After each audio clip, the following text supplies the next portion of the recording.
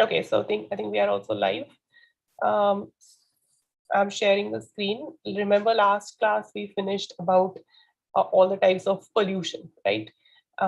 Then we also studied nuclear pollution. So we saw nuclear hazards, what are some problems that are caused because of it.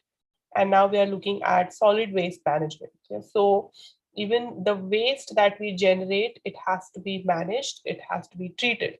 And therefore, with rising urbanization that we are seeing currently, especially in all these developing and developed countries, solid waste management is becoming increasingly important. So there is huge amount of urban sprawl, and with that there is also a huge amount of waste that is generated. So it's very, very important that there is management, there's good management of this waste, right? What happens is that we are around 8 billion people in the world, and if everyone is not making conscientious efforts towards the waste that they generate, it becomes a huge problem, right? I mean, so we think that, okay, it's just one piece of paper, or we think, okay, it's nothing, it's just a small piece of straw. But if 8 billion people are polluting it, if 8 billion people are throwing that waste individually, then collectively it becomes a huge scale, right? It's just, so this, I like this quote, so I shared this quote here. We think that, okay, it's just, one piece of paper, what is going to happen? But there are many people like us, like at least there are 2 billion people in India.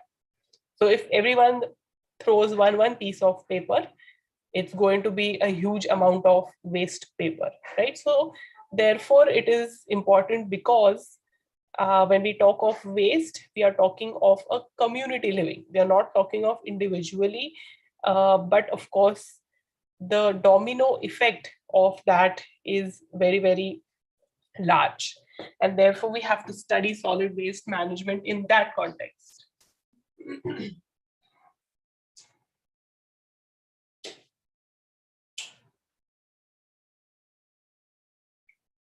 For us to know about solid waste management, what is it? It is a term that is used to this process of collecting and treating solid waste. Okay, what does it also involve? It involves recycling items, right? So waste can be recycled, can be reduced, can be reused, and it can also be treated. So in the upcoming lecture, we will also study how waste is treated. Okay, it's also a very important part of the topic. Now, solid waste management, it must be done by each and every household, each and every business, right? So it should start from you. And even if you're running a business, if you're personally just sitting on your table, you should ensure that the amount of waste that is generated is less. Okay. Now, basically, again, solid waste management tells you to segregate waste. So paper is segregated from glass, all the wet waste, and then plastic, because not all plastic can be recycled, right? So therefore, plastic again becomes a very, very important concern for us. Then we don't know the origins of plastic, right? If we do not treat plastic, it is going to enter into our food chain, right? So a huge amount of plastic waste that is generated is actually coming back to us. It's actually coming back to our own plate. So really quickly, we will just watch how plastic is entering into the food chain, right? We think that we are throwing plastic, but that is not the case. Plastic is coming back to us. Plastic is entering into the food chain, it's coming on our plate, right? So therefore, let's just quickly see how that happens. I'll just share the screen.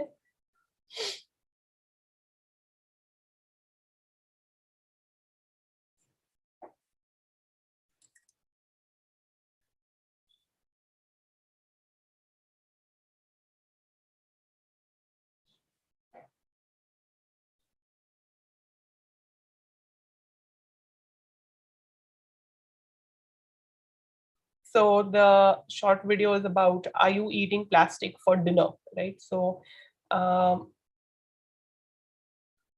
it gets accumulated in the food chain, and therefore it causes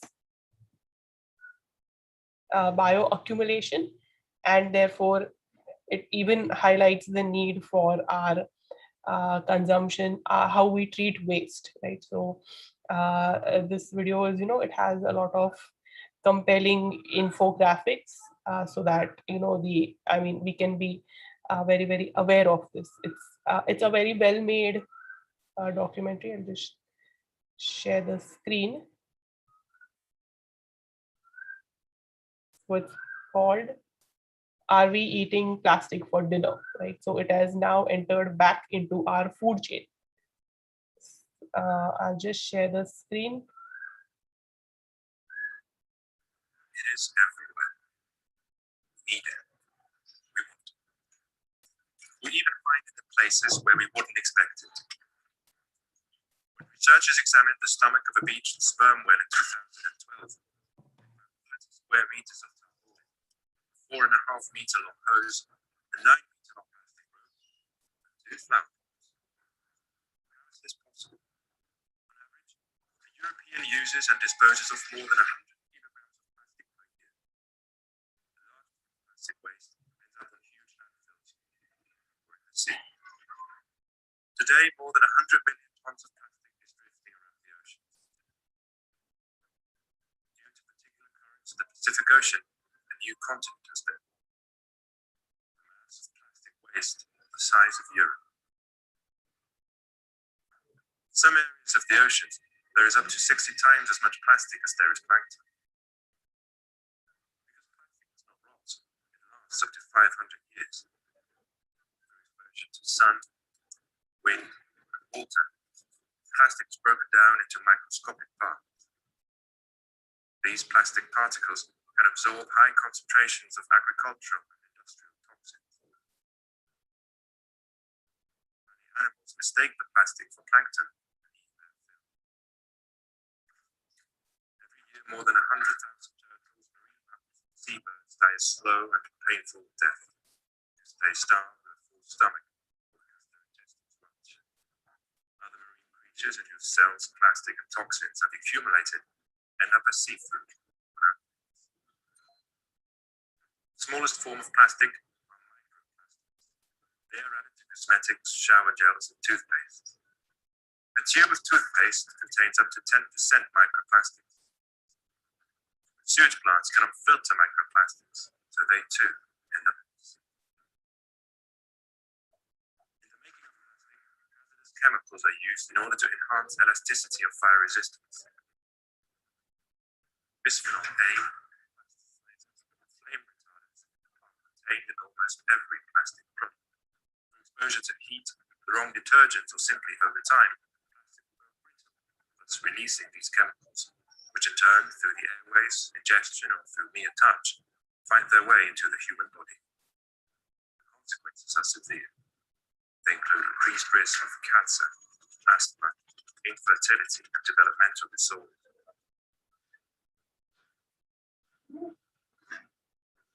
The plastic industry tries to cover up any scandals and runs a gigantic lobbying campaign in order to prevent stricter laws and requirements. Plastic factories are built in fortresses, the plastic production process tightly kept secret. This is one of the reasons why no one is exactly sure what substances are added to the plastic. Over the course of the last 10 years, only 11 chemical substances could be analyzed out of a total of 100,000 possible additives. But there is hope yet. Intelligent robot nets, or fishing boats converted to floating recycling factories, are intended to cleanse the ocean. Bioplastic made of maize or starch could replace conventional plastic. However, its production consumes valuable food, so there's no solution for satisfying the global demand for plastic. This is why you must radically change your consumption behavior. Pay attention to the packaging of products. Substitute paper or cloth bags for plastic bags. Don't throw away old plastic, but recycle it and use plastic-free products? Are we going to allow the destruction of the earth to continue? If we act now, there may still be hope for future generations before the miracle material definitely turns on its creator.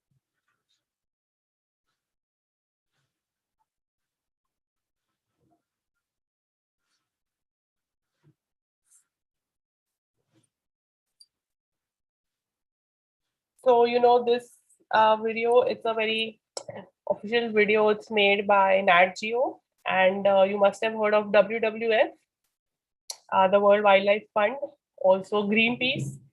So, NGOs come together and they make such informative videos for us to realize exactly what happens afterwards, right? Because at our end, we tend to neglect it. At our end, we do not realize the importance, but then it becomes very, very important for us to gain a very comprehensive view on different subjects, right? So therefore, I always show this to students. One, because it's a very well made informative video. It's short and it's very, very important from our point of view of solid waste management. Right, so now I'm sharing the screen again. This waste that we're talking of, it can be classified as, yeah, you can see it.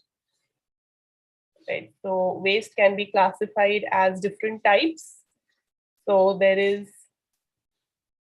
organic waste, which comes from your kitchen waste, the waste from food preparations, vegetables, and more important, also marketplaces, right? Because there we have big sabji mandis, right? We have flowers, vegetables, fruit markets, and so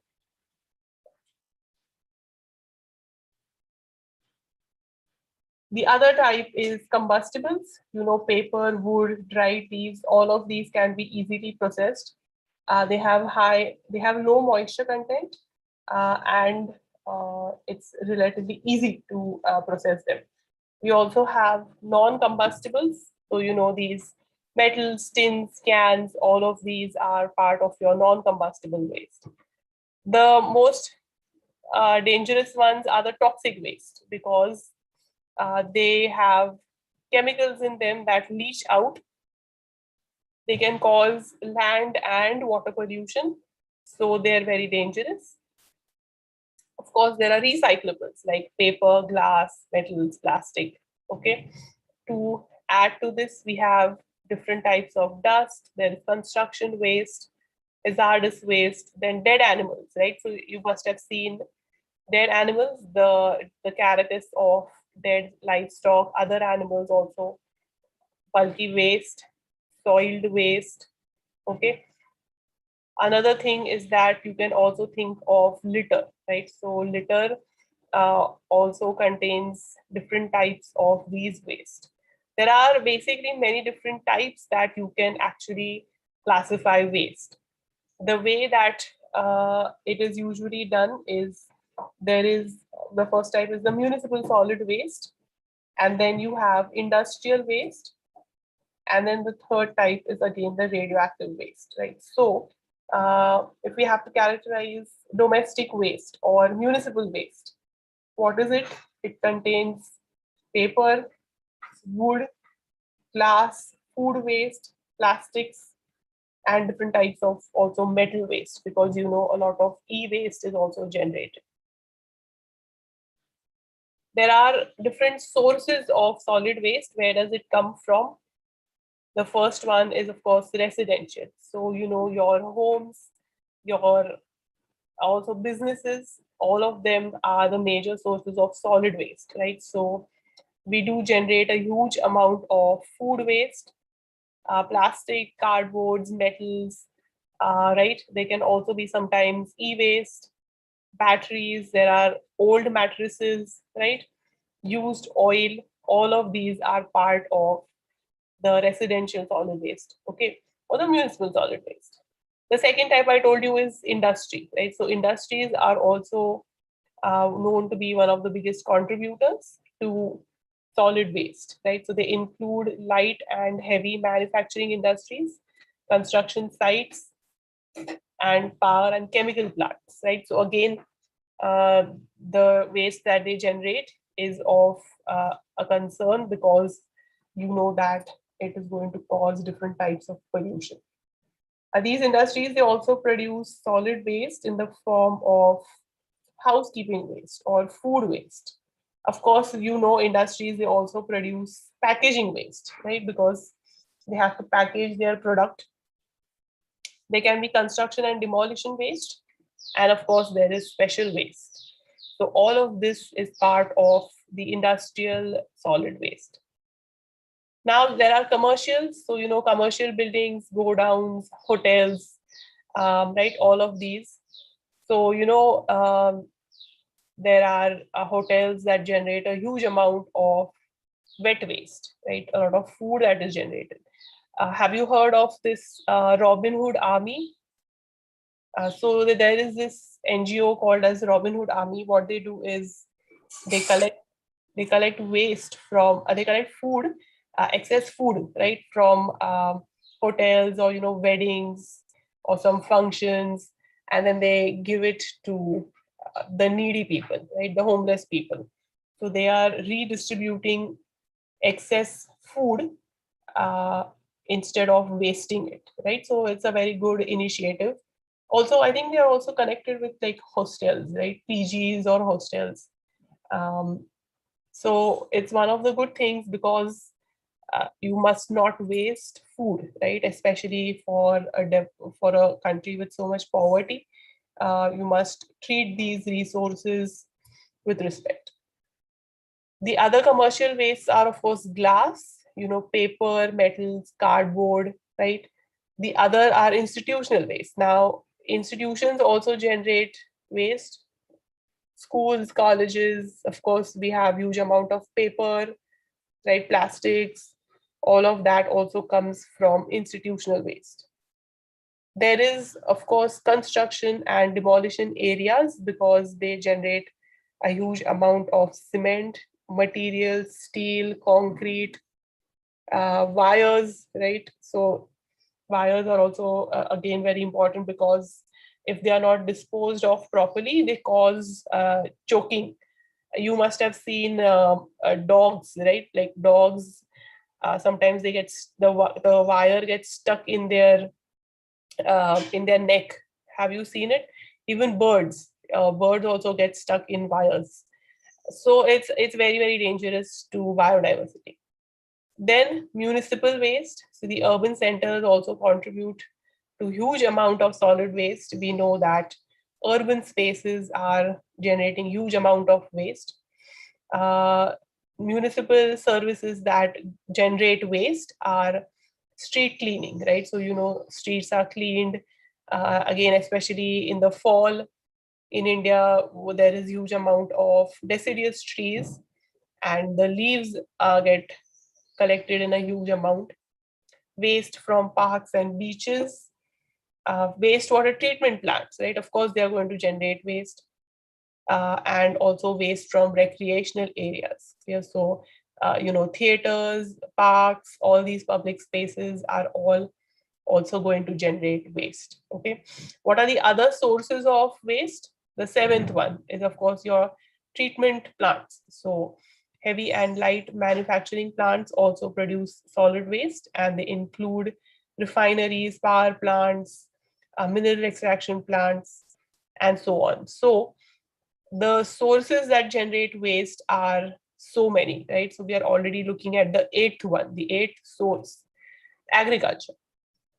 Agriculture is one of the largest sources of wet waste. Farms, orchards, dairies, vineyards, all of these are going to generate a huge amount of agricultural waste. And last one is, of course, biomedical waste, which is generated from all types of hospitals and manufacturing firms, right? So you must have seen syringes, bandages, gloves, right? Paper, drugs, of course. All of these cause environmental problem, but biomedical industry is also a source of waste production. Okay. Now, can you tell me what are the effects of improper waste management? Anyone? Anyone? What do you think are the ill effects of solid waste mismanagement? You can type it in the chat box, or you can also put it on the, you can speak on the mic. What do you think? What are some bad effects of it? Accumulation of waste in our neighborhood, which leads to foul smell and spreading of disease. Yes, correct. Foul smell, spreading of disease, correct. Yes, spread of infectious disease, very good. Anything else?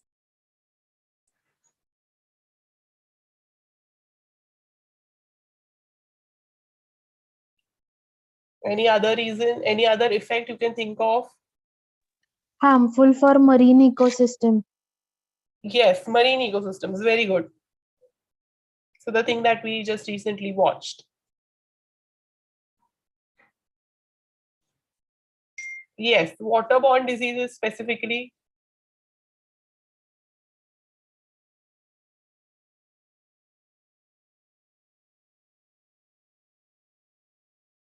Anything else?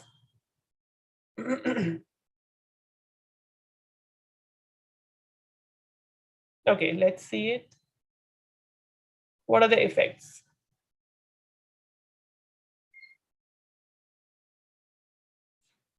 Now, the first one is, of course, impact on human health. We do know that improper waste disposal affects health of humans. It affects the health of the workers, the neighborhood. Okay. Then exposure to that can also cause huge other problems like skin irritation, respiratory problems, and other problems also, right? If the dumping is not proper, or if it is a degradable, if it's a biodegradable area, it causes pests, right? Disease causing pests. So this type of pests are found in that area because they grow with detritus, they grow with decaying matter, and a foul smell is produced, and it becomes a breeding ground for more and more insects, right? And more pests. So it attracts this kind of pest infections. Of course, we do know there are environmental problems, right? The major among them is leaching. So leaching causes soil and groundwater pollution. Sometimes there is also emission of toxic gas, okay, which causes again air pollution. So especially batteries, if batteries are burned, radioactive materials, or e-waste, cleaning solvents, if all of these are burnt, then they produce dioxins, right? Dioxins and furans, these are gases that are very toxic. They are also carcinogenic. So remember that these things must not be burnt in the open. Of course, it makes the whole area, it loses its aesthetic value. And I think someone mentioned about aquatic life. So aquatic life also becomes deadly for, this waste becomes deadly for aquatic life, right? So it causes death of a lot of aquatic biospecies. So therefore, the problems of waste, improper waste management are many, and they're very serious problems also. Okay, so up till now we have studied what are the sources of waste, what are the types of waste, and also very important, what are the effects of this waste. So now let's look at how do we treat it, right? How do we actually talk about solid waste management, right? So let's look at some of the methods.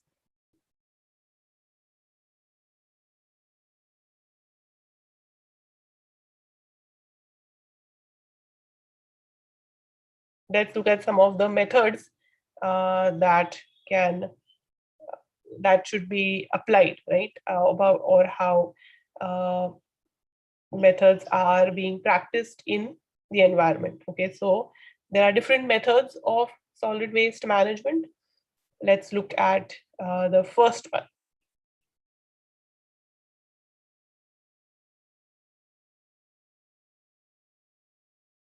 Okay, so what is it? The first one is, of course, sanitary landfill. Okay, what happens in a landfill? So this is the most popular method of waste disposal is landfill. So you must have heard this term before also. It gives you, and it is one of the most popular methods of solid waste management. So what happens in a landfill? Garbage is basically spread out into thin layer. Like you can see this image. What happens in this? Garbage is dumped inside land. It is put in layers. Okay. It is compressed and it is covered with soil, or it is sometimes also plastic. So what happens is that, look at this image. This is a landfill. So what happens in order to prevent leaching? They put one layer here. So they put a plastic liner at the bottom of this,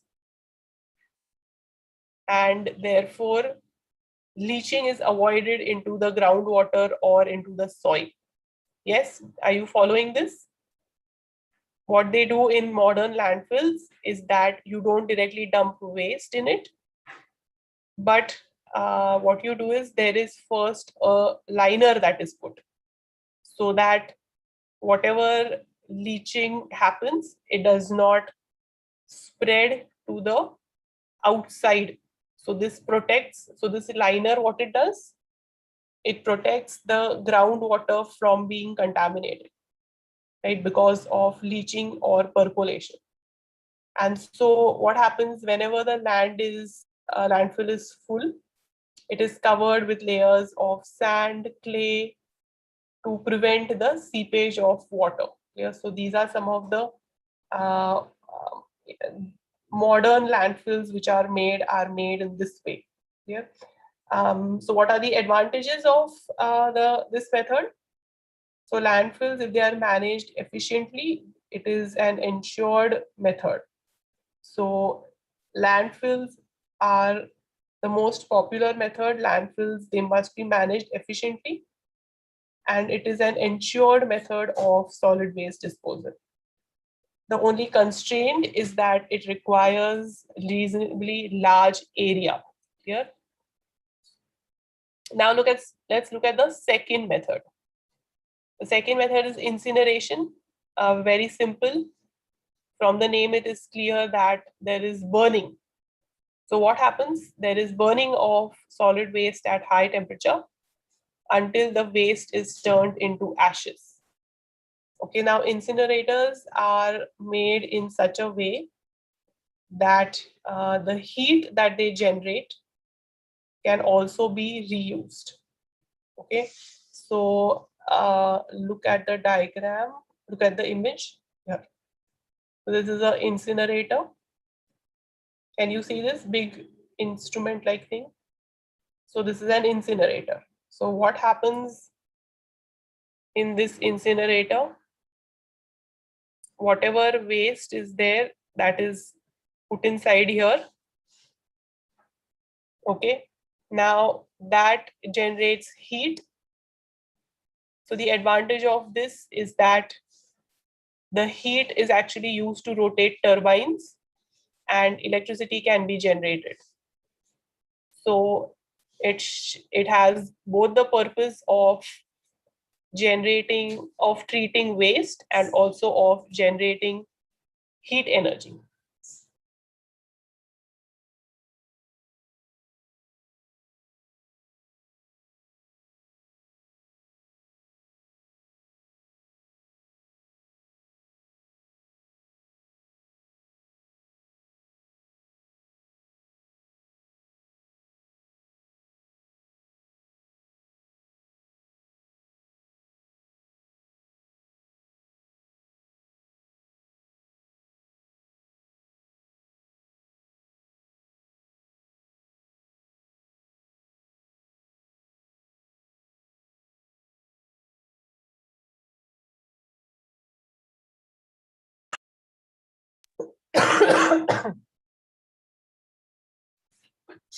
So incineration, it involves both the advantages. So there is recycling of heat energy. So there is a huge amount of electricity can also be produced, and also waste can be treated. So these are the two advantages of it. So this method can be done by individuals, also by municipalities, and also by institutions, right? So the good thing about this is that it reduces the volume of the waste. Okay, so the waste here, it gets treated and the volume of the waste gets reduced, so it can then be put into landfills. Okay, so the advantage of this is that it is reducing the volume considerably. Okay, whereas in landfills, you don't have the option of reducing the volume. Whatever is generated, that has to be put inside. But here, because you burn whatever remains, that is a very small percentage. Clear? So incinerators are actually also helping in reducing the volume of combustible waste. Sometimes, what are the disadvantages? It can cause smoke or fire hazard, and it also emits gas pollutants. Look at the third method. What is the third method? Very important, recycling recovery. So, you must recycle your bags whenever you go to whenever you go shopping. You must take your own cloth bags, or if you have plastic bags, you must use them again and again. Okay, so try to avoid putting them into landfills and try to use them again and again. So of course, we know that reduce, reuse, recycle, all of these are the most sought after options, the most suggested options for treating solid waste. So what you do is, first you lower the amount of waste produced. Then you start using the materials repeatedly. You use those existing materials to make new materials. And then you recover energy from that waste. If all these 4 options are not possible, only then you put it in the landfill. Okay, so this is the least favored option, and this is the most favored option to reduce your waste. Okay, look at the fourth part. What is the fourth method? It is composting. Okay, the fourth method is composting. So due to a lack of adequate space for landfills, waste can be now made into compost, right? And the advantage of this is that you can make good quality manure from that compost. It can be used in your gardens, it can be used for agricultural purposes. Of course, that composting can also be done with the help of earthworms. So it is called as vermicompost. All right. Now, the advantage is composting is environment friendly as well as beneficial for crops. The only thing with this fourth method is that it requires intensive management and experienced personnel. Yeah, so doing all this is not an easy job. It takes a lot of manpower, right? So what you can do, natural process, natural bio waste. You can collect trimmings, kitchen waste, leaves, grass, all of that, and turn it into compost, right? It is a valuable product. It is a biodegradable product. It is a bioadvantageous product. Okay, so this is the most environment friendly way of dealing with waste. Okay, now look at the next method. So the fifth method is called as pyrolysis. So pyrolysis is a method of solid waste management, whereby what happens is the solid waste, it is chemically decomposed. So it is again similar to incineration. If you remember, we just saw incineration. What is pyrolysis? Again, it is also heating the waste, but it is in the absence of air. So there is no oxygen that is used here. And what is the temperature? It is subjected to very high temperatures, like 500 to 1000 degrees Celsius. That's a huge amount of temperature. So what happens here? There is directly those solid waste are turned into gas. Because it is such a high temperature, solid waste is directly changed into gases. So solid waste, the volume is reduced considerably. Okay, the solid waste is changed into gas, solid carbon residue, ash, and also sometimes there is liquid. Okay, with this, what happens? It keeps the environment clean and it reduces even the health problems. What is the disadvantage or what is the constraint with solid waste management? Is that they destroy the organic molecules by heating it. So sometimes what happens, there can be emission of toxic gases like dioxins and furans, or even the waste that sometimes not the waste, the residue. Sometimes the residue that it generates, it might be hazardous. Okay, and so therefore that is the constraint behind it. To summarize this, proper waste management is extremely important for environmental conservation, right? So we have seen 5 methods of waste management. How is it done? First is sanitary landfills, then is incineration, recovery and recycling, composting, and pyrolysis. Yeah, so these are the 5 important methods of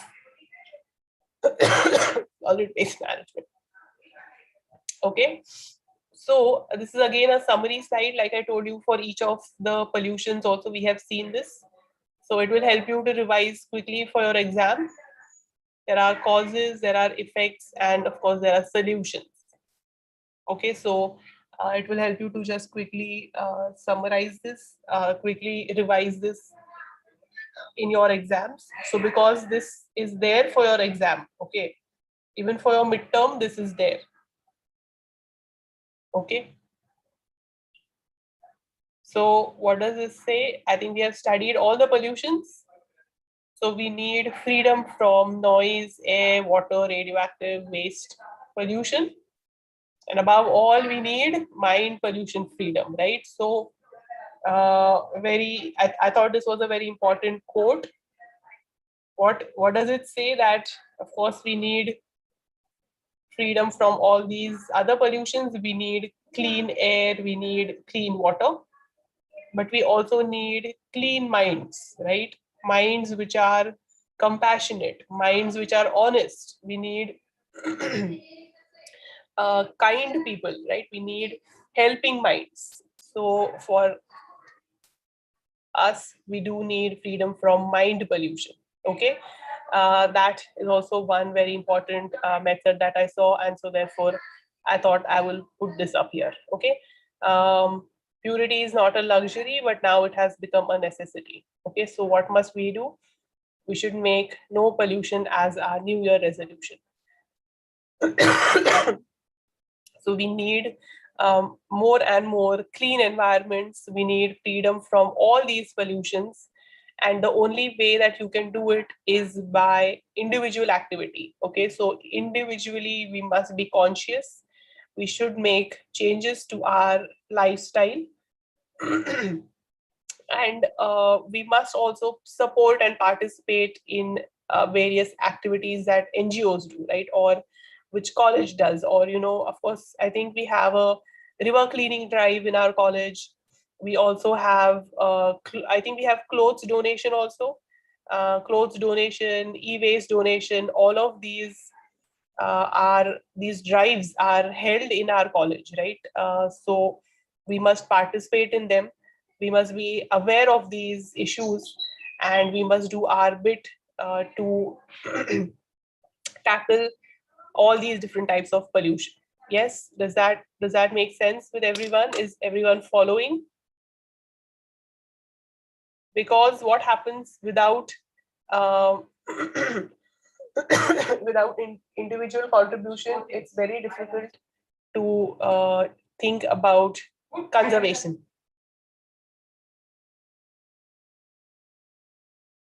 So therefore, there is one very small video. Again, it explains to us what we just studied. So it will help you understand better.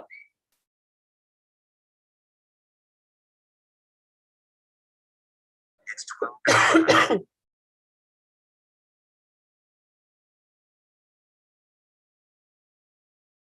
Again, it's a very official video by the United Nations, specifically again talking about waste. I'll just share the screen.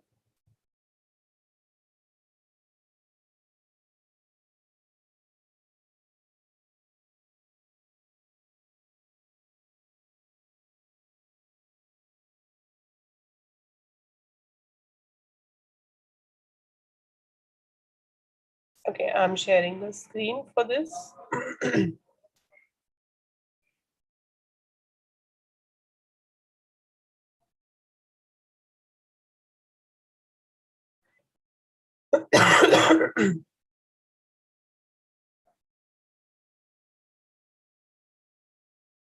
So it's a World Bank, I think so, World Bank video. It talks about everything that you must know about solid waste management, right? So because I told you, huge amount of waste is generated every year. Solid waste management is a universal issue that affects every single person in the world. As you can see in our new report, Water Waste 2.0, if we don't manage waste properly, it can harm our health, our environment, and even our prosperity. Poorly managed waste is contaminating the world's oceans, clogging drains, and causing flooding, transmitting diseases, increasing respiratory problems from burning, harming animals that consume waste unknowingly, and affecting economic development, such as tourism. Without urgent action, these issues will only get worse. Here's what everyone should know. First, rapid urbanization, population growth, and economic development will push global waste generation to increase by 70% over the next 30 years. Each year, the world generates more than 2 billion metric tons of municipal solid waste. Without urgent action, this will increase by nearly 3/4 to 3.4 billion tons over the next 30 years. East Asia currently generates about 1/4 of the world's waste, while waste generation growing the fastest is in sub-Saharan Africa and South Asia. While high-income countries account only for 16% of the global population, they generate over 1/3 of the world's waste. Second, in low-income countries, over 90% of waste is mismanaged. It is either openly dumped or burned. Upper middle and high-income countries provide nearly universal waste collection. In high-income countries, more than 1/3 of waste is recovered through recycling and composting. Low-income countries only collect about half of waste in cities, and only about 1/4 in rural areas. There is much to be done in collecting waste in low-income countries. Third, plastics are a profoundly difficult and complex problem. In 2016, the world generated a whopping 242 million metric tons of plastic waste. We could make about 4 trillion plastic bottles out of it, and their water volume could fill up to 4.8 million Olympic-sized swimming pools.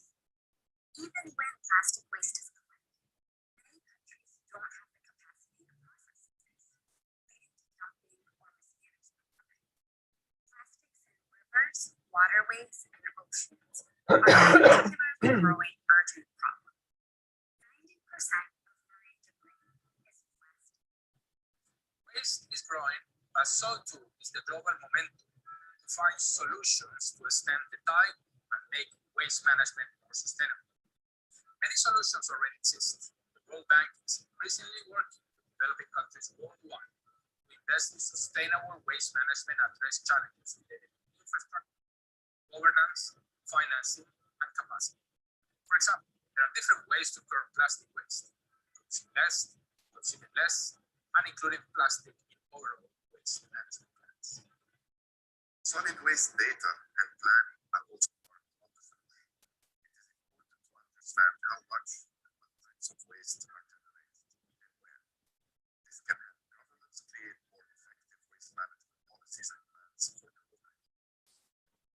Waste management can be costly.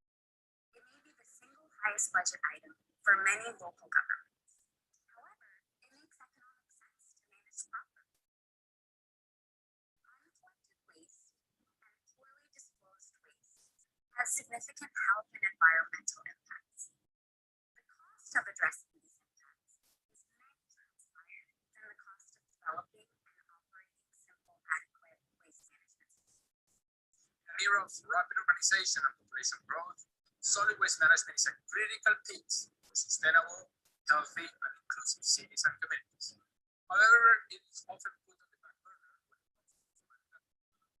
If action is taken, we will push ourselves and our children to live in a world with more waste and overwhelming pollution.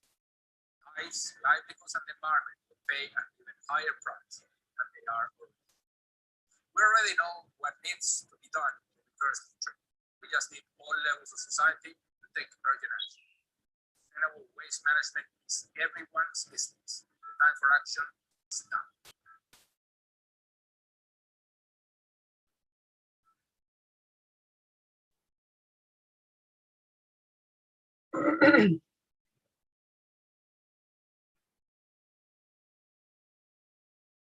Okay, so this is what it highlights the need for effective solid waste management. Yeah, so let me remind you that you have your exam, that is your internal exam on 17th, right? Have you checked the timetable yet?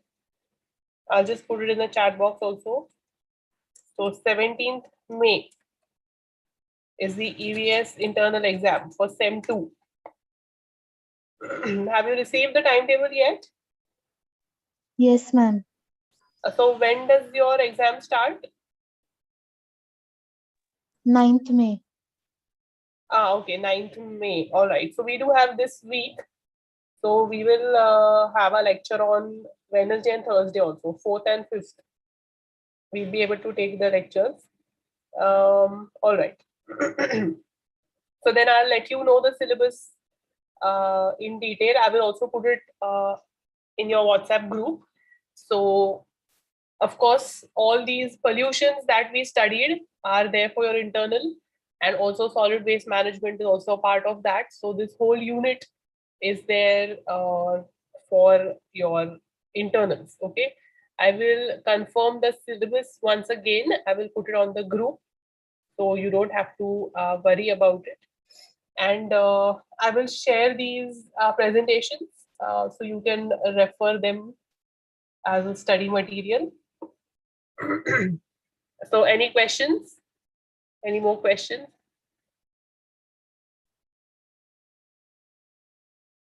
Of course, it will be, you know, your MCQ type only, like last semester, how it was. Okay. And these presentations, I will give it to your coordinator, your division coordinator, so everyone can get it. Okay, so environmental pollution, all the different types of it, the types, causes, effects, controls. So air, water, soil, noise. Okay, all of that we studied. Then, of course, there are nuclear hazards. And then this topic of solid waste management. Okay, so these three topics are definitely there. So start studying for them without any delay. Start studying. Is that clear with everyone? Ma'am, is the exam going to be online? Yes. Yes, EVS exam is going to be online. Okay, ma'am. Any questions with the syllabus or with any topic that you have not understood? I think it's fairly comprehensive. We have discussed it in detail.